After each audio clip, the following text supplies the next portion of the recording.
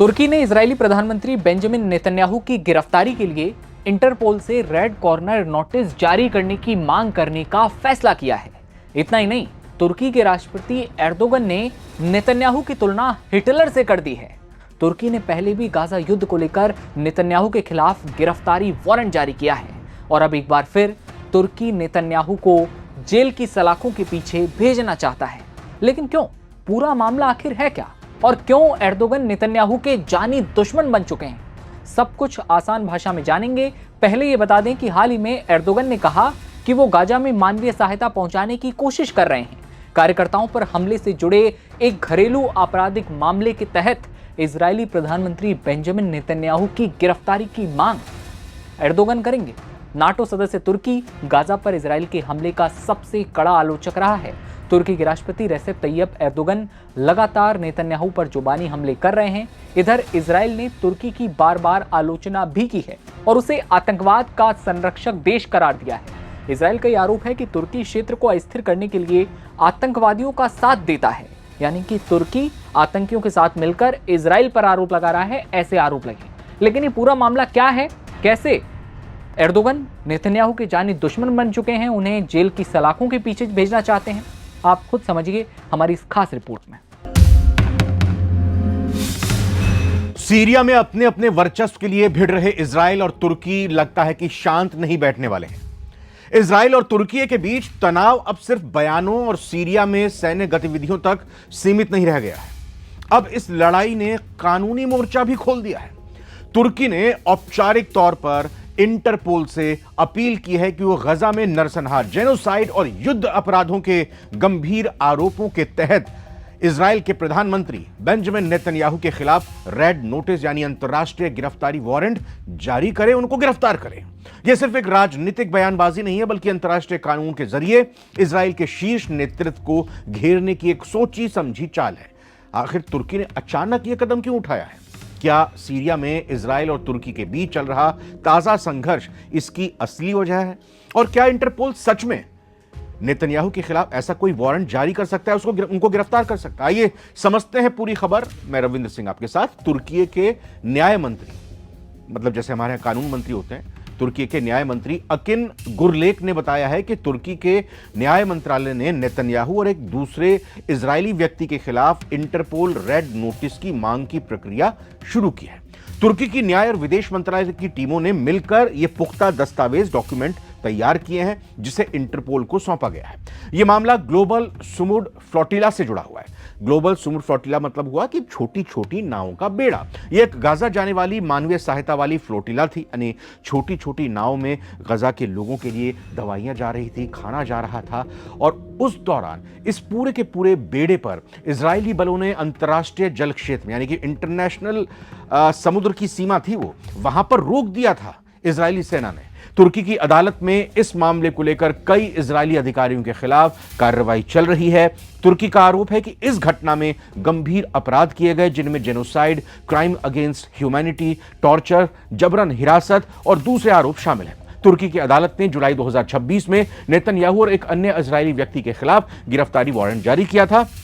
अब तुर्की इस मामले को अंतर्राष्ट्रीय पुलिस सहयोग के स्तर तक ले जाना चाहता है। इसके अलावा तुर्की का यह भी तर्क है कि गजा पट्टी में इजरायली सेना द्वारा किए गए हमलों में हजारों मासूम नागरिकों की मौत, अस्पतालों और स्कूलों को निशाना बनाया जाना, मानवीय सहायता को रोकना सीधे तौर पर नरसंहार है, जेनोसाइड है और युद्ध अपराध की श्रेणी में आता है। चूंकि इजरायल के प्रधानमंत्री बेंजामिन नेतन्याहू इन सभी सैन्य ऑपरेशंस के मुख्य कमांडर और राजनीतिक प्रमुख हैं, इसीलिए तुर्की ने इंटरपोल के नियमों के तहत उन्हें वैश्विक स्तर पर वांटेड अपराधी घोषित करने की मांग की है। हालांकि कूटनीति के जानकारों का मानना है कि इंटरपोल आमतौर पर राजनीतिक रूप से संवेदनशील मामलों में रेड नोटिस जारी करने से बचता है, लेकिन तुर्की के इस अपील ने वैश्विक मंच पर इजरायल की मुश्किलें बढ़ा जरूर दी हैं। अच्छा, तुर्की के इस कदम पर अब इजरायल की तरफ से भी तीखी प्रतिक्रिया आई, उनका भी रिएक्शन आया है और बड़ा सख्त ऐतराज जताया है। नेतन्याहू के कार्यालय ने एर्दोगन पर हमला करते हुए तुर्की की इस कार्रवाई को इजरायली नेतृत्व को डराने की कोशिश बताया है। नेतन्याहू ने एर्दोगन को बेहद कड़े शब्दों में निशाना बनाया और कहा कि तुर्की अब अपनी आक्रामकता को सीरिया तक बढ़ाना चाहता है और इजरायल इसे स्वीकार नहीं करेगा। यानी दोनों देशों के बीच भाषा की अब काफ़ी या कहें कि जो बातचीत हो रही है, जो भाषा है वो बहुत ज़्यादा तल्ख हो चुकी है, काफ़ी कड़वी हो चुकी है और एक दूसरे के ऊपर इस तरह से वो फायर हो रहे हैं। और इसकी एक बड़ी वजह सिर्फ गज़ा नहीं है, सीरिया भी इस कहानी का बहुत बड़ा हिस्सा अब बन चुका है। इस पूरे घटनाक्रम के पीछे, जैसा हमने कहा, सिर्फ गज़ा का मुद्दा भी नहीं है, बल्कि हाल में जो कुछ उत्तरी सीरिया में हुआ, इजराइल और तुर्की का आमना सामना, वर्चस्व को लेकर खूनी तनातनी। हाल ही में इजरायली वायुसेना ने सीरिया के कई ठिकानों और एयर बेसिस पर जबरदस्त एयर स्ट्राइक की थी, जहां तुर्की अपना सैन्य प्रभाव बढ़ाने की कोशिश कर रहा था।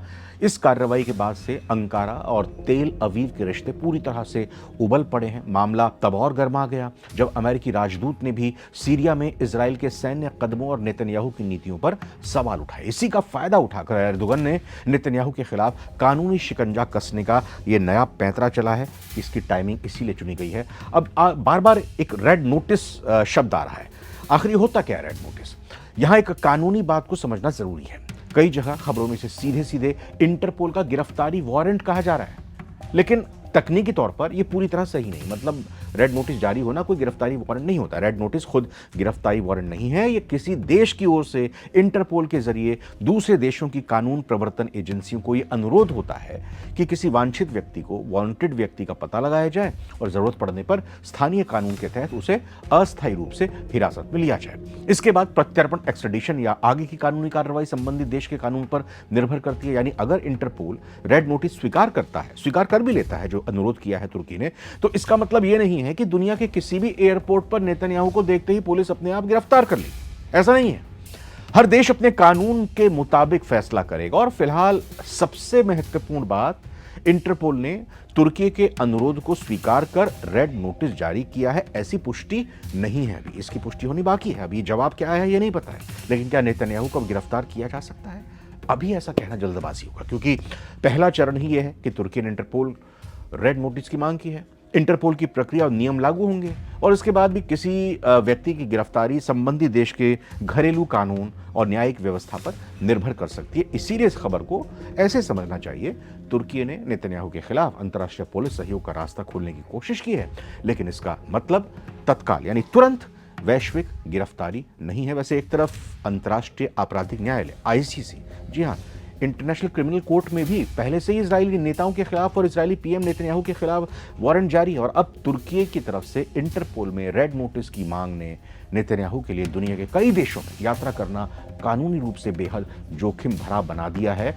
भले ही इजरायल इन सभी आरोपों को सिरे से खारिज करता रहा, लेकिन एर्दोगन के इस कदम ने मिडिल ईस्ट के इस टकराव को एक नई कूटनीतिक और कानूनी युद्ध में जरूर बदल दिया है। क्योंकि आप इस चीज को इस तरह से समझिए, एक तरफ इस्लामिक नेटो तुर्की की तरफ से बनाया गया, पाकिस्तान को शामिल किया गया, दूसरी तरफ उसने शामिल सऊदी अरब को किया, या कहीं कि सऊदी अरब और पाकिस्तान इसमें पहले से ही थे।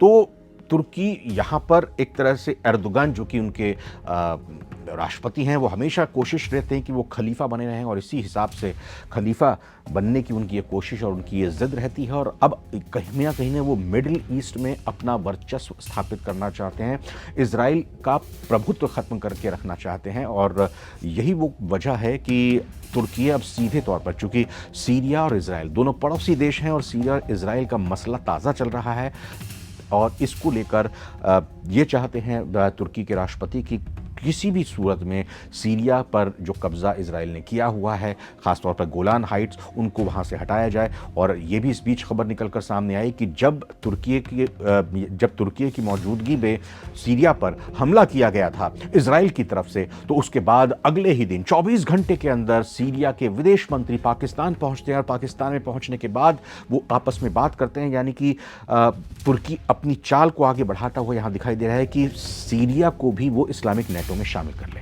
वैसे आपकी इस पर क्या राय है? क्या इंटरपोल को तुर्की की इस मांग पर विचार करना चाहिए? कमेंट्स में अपनी राय जरूर साझा करें।